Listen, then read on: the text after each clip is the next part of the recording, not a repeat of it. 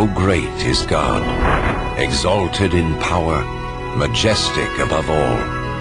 The heavens tell of his greatness. The skies display his awesome craftsmanship.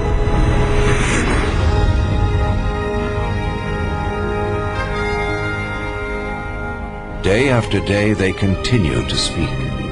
Night after night they make him known.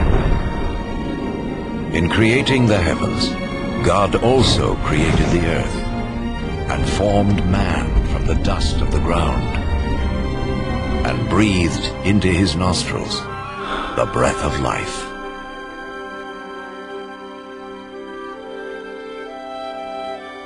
The God of love created man and woman in his own image to have a relationship with him. And so in the beginning they revered and honored God and lived in harmony with him.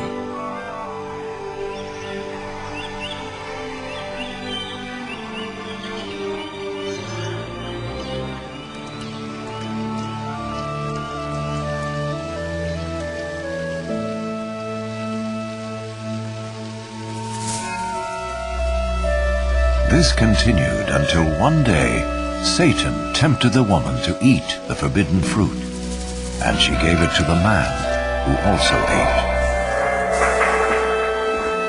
In so doing, mankind rebelled against God and went their own way.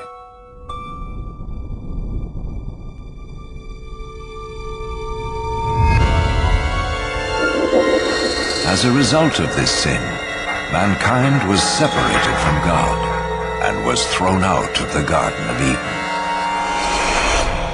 But God still loved mankind. It was never his desire to be separate from those he created. Yet how could God be holy and the source of perfect justice if he did not judge mankind for their sin? In his holy book, God reveals his plan to save the world from his judgment. One of the first to see this plan unfold was Abraham.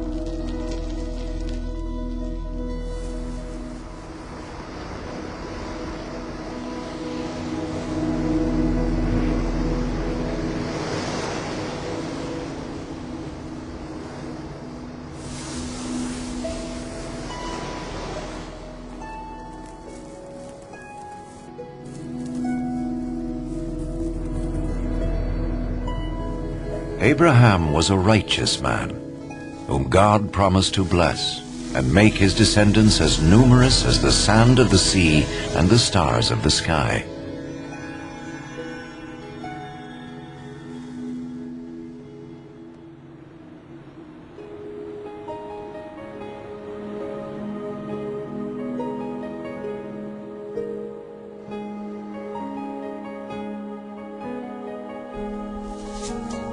To test his obedience, God told Abraham to sacrifice his son as an offering to him. Abraham trusted God and sought to obey him.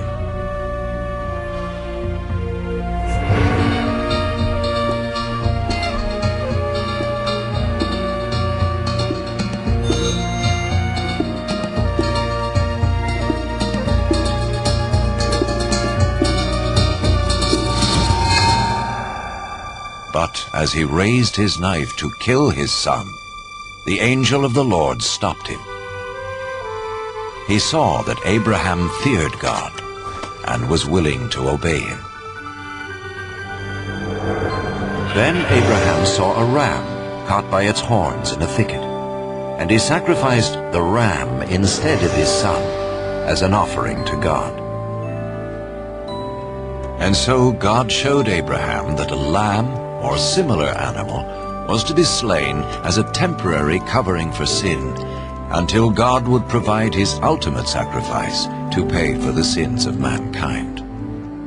Instead of sin separating man from God, the sacrifice would restore their relationship.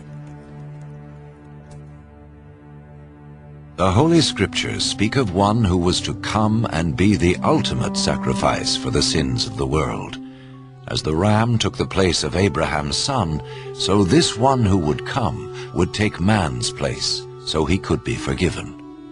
Some refer to this person as the Messiah, the one who would come and reconcile the world back to God once and for all.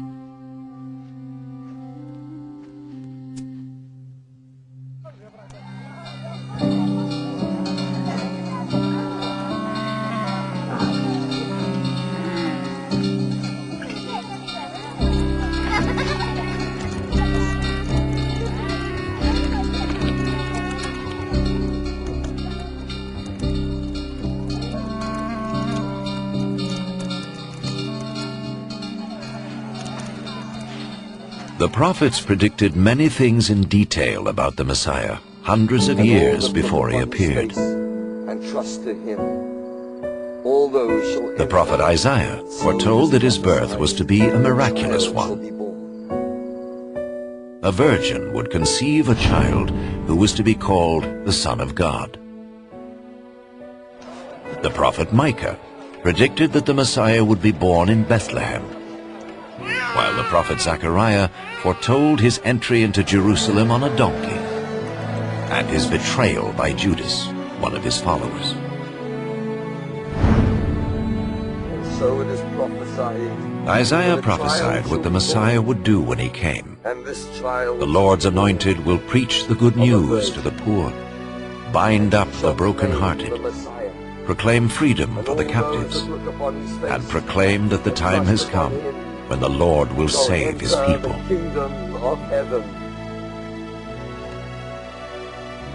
So who was the Messiah? In the first century, a prophet came called Jesus. Some thought he was the one the prophet spoke about. Could this be? Did his life fulfill what was predicted of him? Was Jesus more than a prophet? What follows is his story, based on eyewitness accounts as recorded in the Holy Scriptures. An actor plays the part of Jesus, and though no actor is worthy of such a role, it has been done so that we may understand and benefit from the life of Jesus.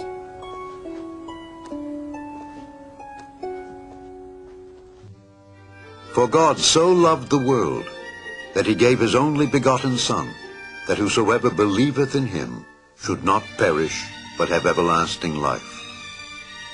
For God sent not his Son into the world to condemn the world, but that the world through him might be saved.